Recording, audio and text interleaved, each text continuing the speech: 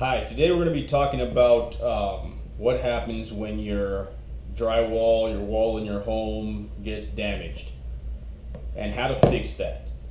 A lot of the times, especially with kids, things get banged around the house. Some people are running through the home, end up tripping, falling, hitting into the wall, leaves a big dent, leaves a nasty hole. Not quite sure how to fix it. Give you an example. This right here, without joint compound, is actually your wall. This is what's hidden behind all the paint, and when you have somebody that accidentally hits the wall, damages it, such as so, we have now a hole in this wall, and we need to know how to fix it. A lot of times people cover it up with a picture frame, come up with different ideas on how to fix that hole, or at least cover it without actually fixing it the proper way. So today we are going to go and learn how to actually fix a hole in a wall. Okay, so the tools that we're going to be using, we're going to use a ruler long enough to do the job. We can use a measuring tape also. It's just a lot easier to have a wooden ruler around, pretty stiff, enough to just move around instead of having to take your tape measure in and out. Your carpenter square, we're going to be using this. Your speed square, depends on which one we're going to decide on using. We could use either one. We could probably use both at the same time. We'll try to figure out which one we're going to be using. A pen or a pencil, a drywall screw, a level, your sheetrock knife, a putty knife, utility knife, your joint tape, joint compound here in a bucket, a drill of some sort, or even just a screwdriver, and a bowl that we're going to put some water in. This product right here was purchased from Lowe's. It's about $5 and some cents, I believe. This right here, the joint tape, is probably $1 and some cents. The putty knives, they come in all different prices. These ones are the cheap ones, run a couple dollars to purchase a set. They have the metal ones. For this project, we're only going to need this little plastic one here. So what we're going to do is I'm going to show you how to go around that hole and fix this so that it doesn't look like there was ever any damage there. Okay, the first thing that we're going to do is we're going to see the size of this hole. Okay, we have about right around from top to bottom, we have about 2 inches. What we're going to want to do is we're going to want to go about 2 inches around that as well. You could even go more than that, but right now, due to the size of the hole, we're just going to go about 2 inches. So what we're going to do is we're going to measure from this end right here. We're going to mark 2 inches. From this end right here, we're going to mark 2 inches.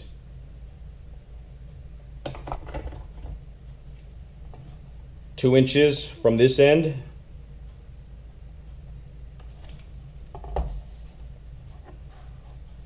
And 2 inches from this end. Imagine this actually being on your wall in your house. The next step we're going to take is leveling this off and making a perfect square that we're going to be cutting out of the wall. Okay, at this time we're going to use our ruler, and we are going to level this portion off right here where we have that dot. We're going to get our ruler and our level, and we're going to make sure that we're at a level area with that dot. Okay, you can see the bubble in the level. It's showing you right in the middle that this is straight up and down. Let's go ahead and mark that.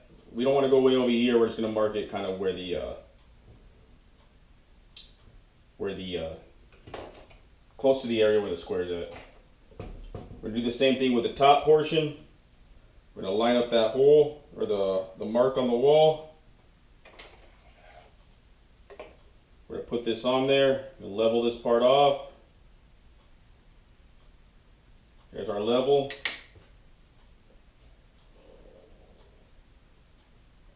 Okay. Same thing with the bottom portion.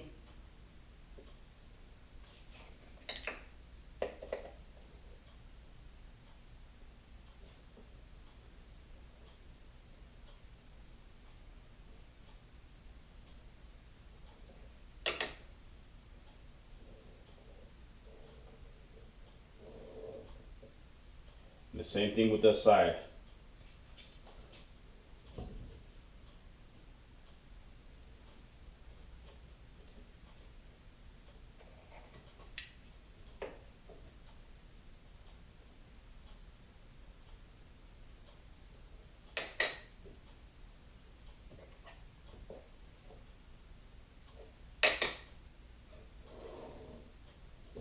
All right, now we have our perfect square that we're going to be cutting out. Okay, so I figured the best way for you guys to actually see this happen is if I were to do this myself into my wall. I went ahead and made a hole into my wall here, square, as you can see, and I'm going to show you how to replace this so that it is actually back to looking new again. So imagine this being the hole in your wall here, as we had before. The way to make this hole, this cut, is to just start wherever the hole's at. It's always easier, and just go ahead and use your sheetrock knife here, and just cut into it. Okay, and what you're gonna do is you're gonna cut all the way around these lines to make this square. That way you have now a perfect square in the wall, and it's going to be a lot easier to use. Okay, as you can see on this portion right here, if the hole was right here, we're definitely not looking at 2 inches on each side. You basically make your hole as big as you want, as long as it's outside of the hole itself. It doesn't necessarily have to be a specific distance. It doesn't have to be 2 inches, 4 inches, 6 inches. It doesn't matter. As long as what you're working with is outside of the damaged area, because we're going to be able to fix all that itself. Okay, so what we're going to do now is we're going to measure the size of this hole that we made in the wall and to find out how big our piece of sheetrock needs to be cut. So we're going to measure this side. It's showing me that it's 3.5 inches. And then we're going to measure up this way,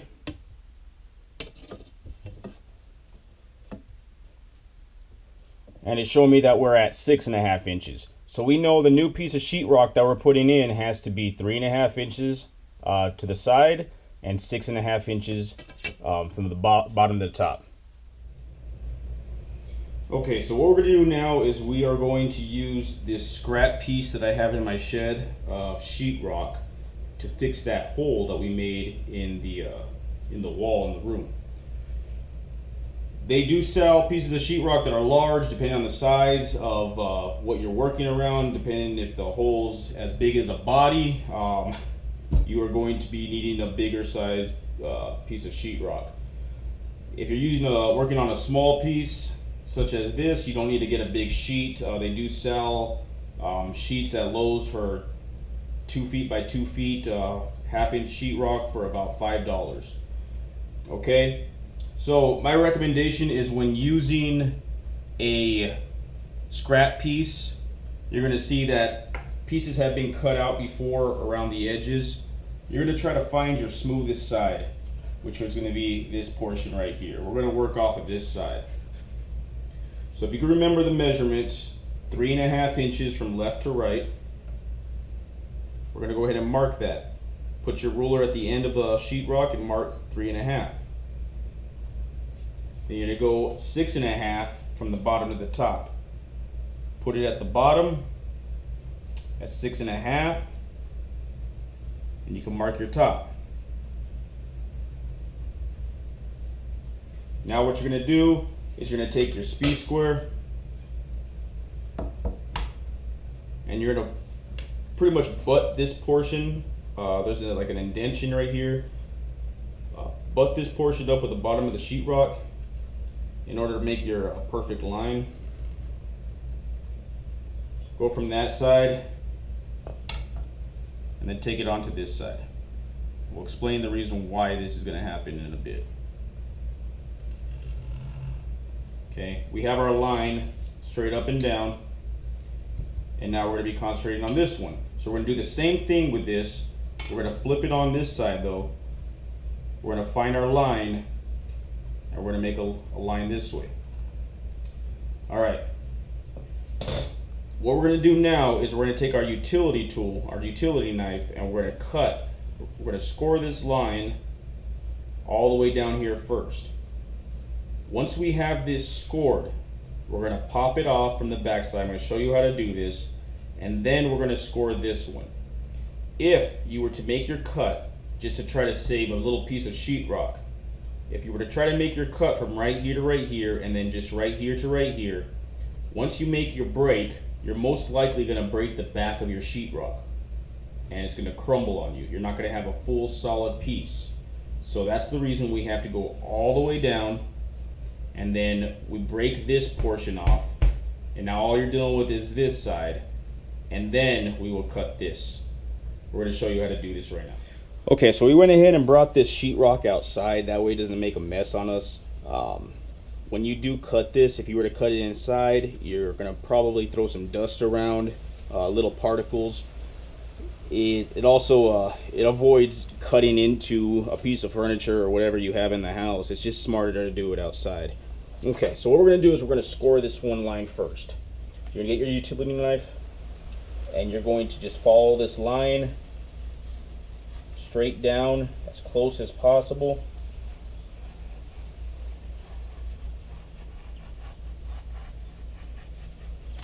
Okay, after that, all you got to do, the easiest way to do this is just put your knee into the back of this and kind of hit it, and it pops open like that.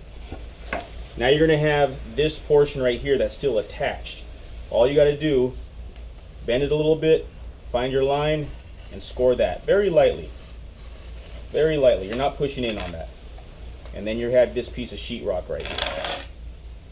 Now what we're going to do is we are going to cut this piece. Do the same thing. You're going to score this.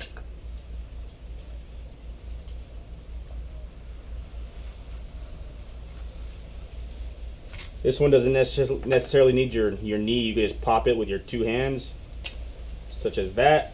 Again, you're going to have your backing paper that's still holding on to it. Just lightly score it.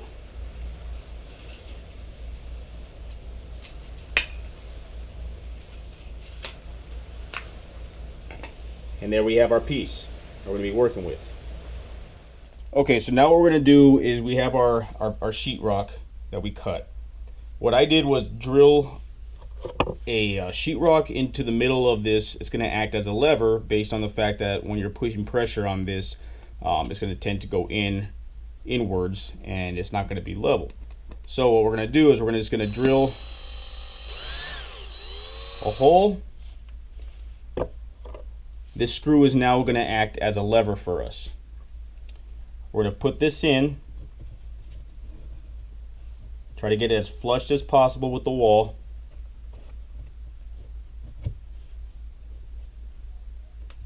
And there we have our piece.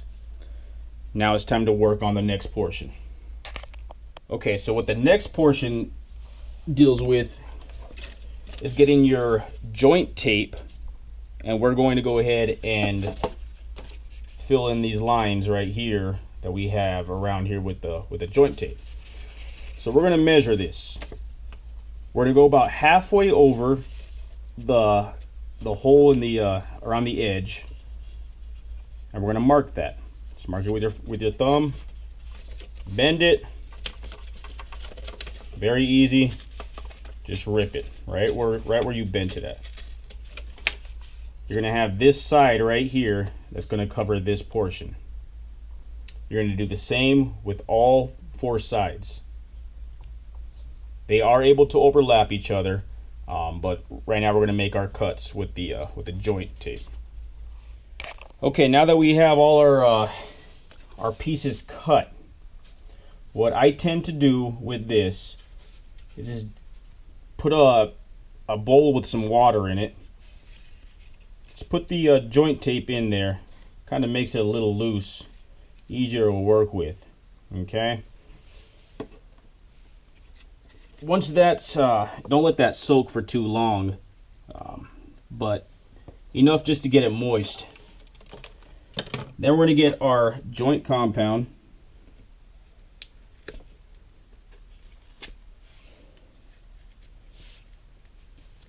And what we're going to do is we're going to place this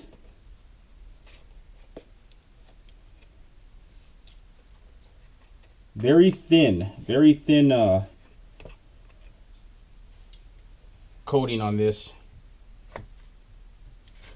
And if you can see what I mean by it moving on us.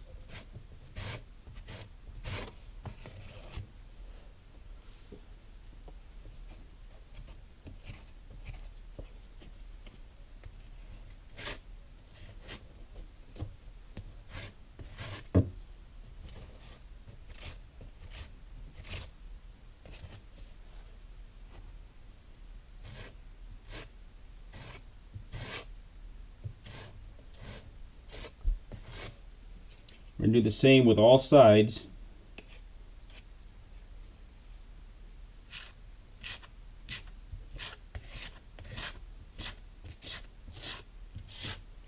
Until we have all the sides have a joint compound on them. This is going to act as paste for that joint tape. Okay, so now that we have this on, what we're going to do is we're going to start placing our tape on here. All right. We're going to go ahead and push it in a little bit. Don't push in too hard, just enough to get the bubbles out and enough to get it stuck on there.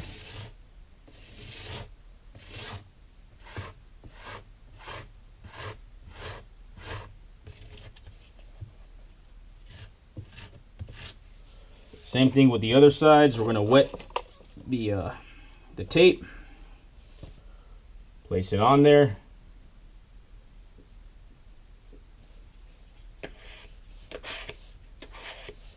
Gently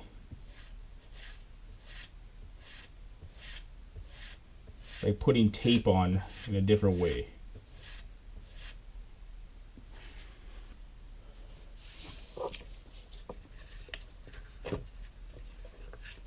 Doesn't necessarily matter what order you're doing this in, whichever one you decide to do first. This one I cut way too big, so we're going to go ahead and cut this one off right here. You don't even need really this distance. You can easily just go this much.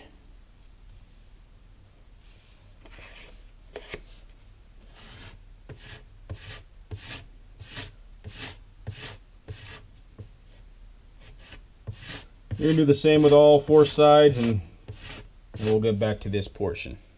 Okay, so now that we have our joint tape on all four sides, just make sure that all the bubbles are out. That's the main concern. That way this doesn't lift on you in the future. Especially the edges. Make sure the edges are on well.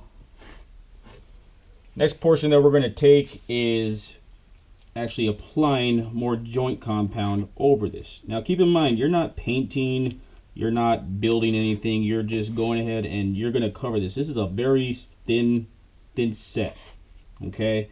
It's a very thin material to use, and all you're going to need to do, you just got to remember that you're not going to stop right where the joint tape's at. You're going to continue on for a bit, and that's what's going to make it look like it's a flushed wall.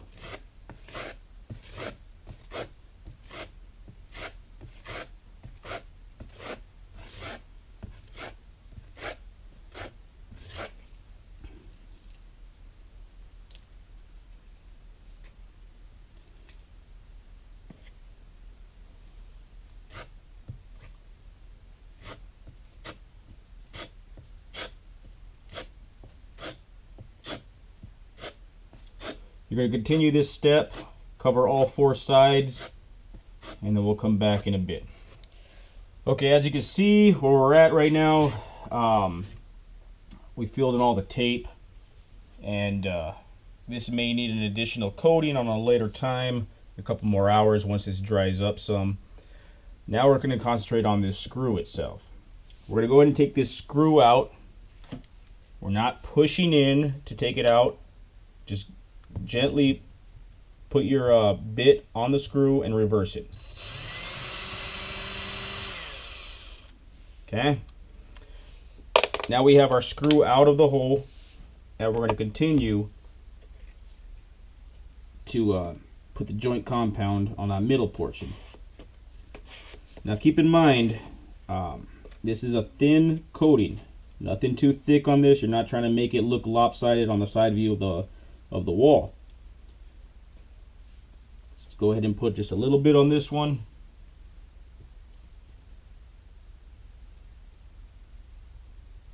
Just enough to cover that hole.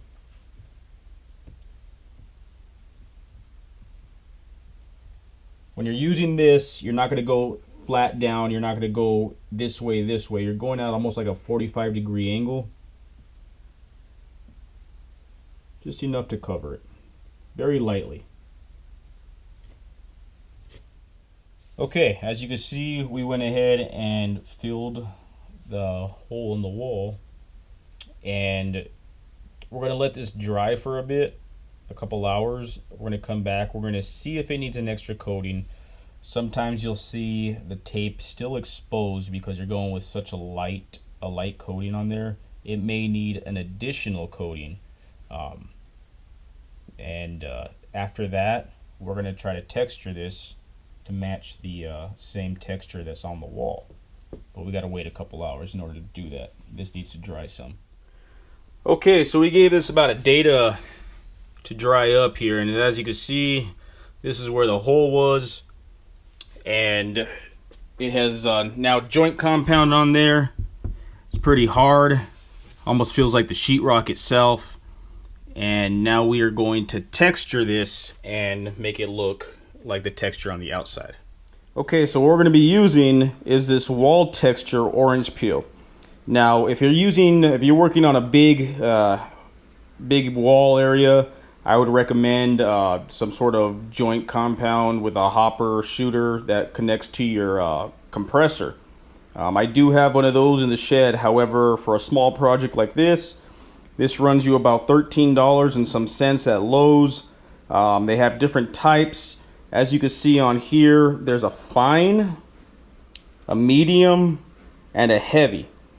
What you're going to do is go by what the actual texture is on your wall itself, and you will be able to adjust the dial up on top to make it appear as if the texture is now floating over the new joint compound you put on the wall, and it should match up with the wall that you already have. The next tool that we're going to be using is called this knockdown knife. You can see it has like a foam plate on the bottom. This knockdown knife is what's going to be used in order to make the smoothness of the wall. Let's take, for example, the texture that we have here on this wall. This is going to be a fine texture that we're going to throw on. Once we throw it on, it's going to get a little clumpy. So what we're going to do is we're going to use this tool and we're going to lightly go over that. We're not putting any pressure on it. Just very lightly let it touch the wall, the new texture, and go over that. It should flatten out in order to make your design match up with the wall. We'll give it a shot. Okay, once you take the cap off of this, you're going to have a little plastic piece that came on the front just like this. All you're going to do is go left and right with it and it pops right off. You need to remove this tab in order for this thing to work. Here's your dial on the back. Has fine and heavy. Middle's going to be medium. When it comes out of the cap, it's set like this on heavy. What we're going to do is we're not going to go this way with it. We're not going to go counterclockwise with it to get it to fine. This black piece is meant to screw around this white piece itself. If you go counterclockwise, the white piece will fall off. So we're going to want to go clockwise with it, and we're going to set it at a medium. I want to set it at a medium because I want to get enough to play with when I want to go ahead and throw my knockdown knife down. Okay, so let's go ahead and get started. We're going to shake this can a little bit, get it going. We have it set to medium. And we're going to go ahead and spray from a distance away. You don't want to spray too close. You're going to cause too many drips. You just kind of want to spray about maybe a foot away, as so.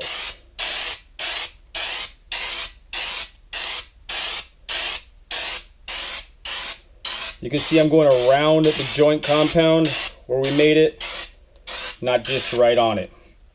Then we're going to get our knockdown knife, give it a couple seconds to dry, get our knockdown knife, and we're just going to lightly go over it, just like that.